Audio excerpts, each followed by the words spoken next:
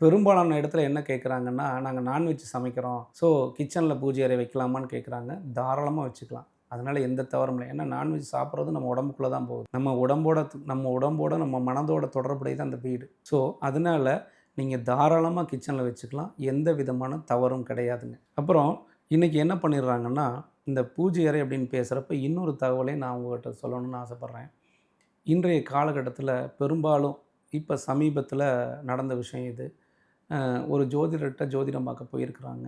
அவர் என்ன சொல்லியிருக்காரு அப்படின்னு சொல்லி பார்த்தீங்கன்னா, "நீங்க போய் மடி பிச்சை எடுங்க" அப்படின்னு சொல்லி சொல்லியிருக்கிறாங்க. ஏன்னா நெறைய பிச்சை எடுக்கிறது அப்படிங்கிறத வந்து இன்னைக்கு வந்து ப்ரமோட் பண்றாங்க அத.